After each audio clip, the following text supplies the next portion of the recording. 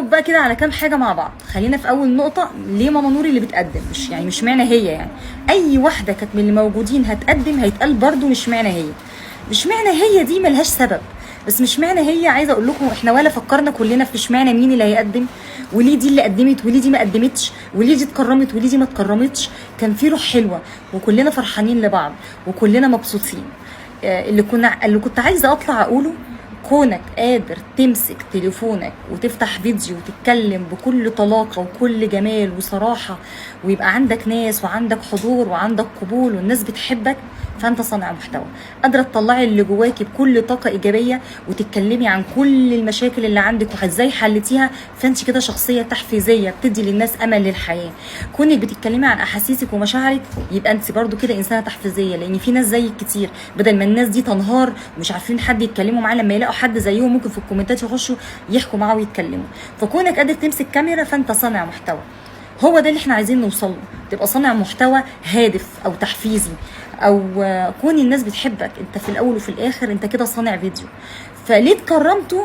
عشان احنا موجودين نعمه من ربنا وسط ناس كتير قوي قوي باحترامنا. كنا مش عاجبين فئه معينه من الناس، فاحنا مش دول اللي احنا طالعين لهم.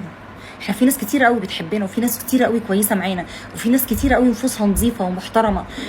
فدول اللي احنا اصلا دخلنا الميديا عشانهم، ودول اللي احنا مكملين عشانهم. معظم على فكره اللي موجودين على الميديا اساسا خدوا على الانتقاد. احنا داخلين لكم اساسا مليانين انتقاد من كتر ما الناس العاديه كانت مش عاجبها تصرفاتنا، مش عاجبها ان احنا اقوياء بنقول راينا بكل صراحه، عندنا طلاقه في الكلام عامة. يعني كمجتمع ككل، الست اللي بتتكلم لا لا لا لا دي كده ست مش كويسة، دي صوتها عالي، دي بتتكلم، دي بتعمل.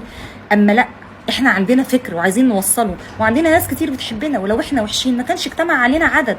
وعايزه اقول حاجه، الشيء طبيعي جدا ان انت مش كل الناس تجتمع عليه. مين الناس اجتمعت عليه؟ جيب لي حاجه في الدنيا كده الناس كلها قالت ده احسن حاجه في الدنيا. مش هقارن نفسي بحد ولا بناس في منزله عاليه جدا، ولكن هقارن نفسي بالطبيعي. ايه الحاجه اللي اجتمعنا عليها كبشر؟ مفيش. فبالتالي الحاجه اللي مش عاجباك من وجهه نظري بكل صراحه، اللي هجري الفيديو اللي مش عاجبني، يعني خليك حتى مشاهد، احترم نفسك. انا مش هقول لك احترمني، انا ما اخصكش يا سيدي في حاجه.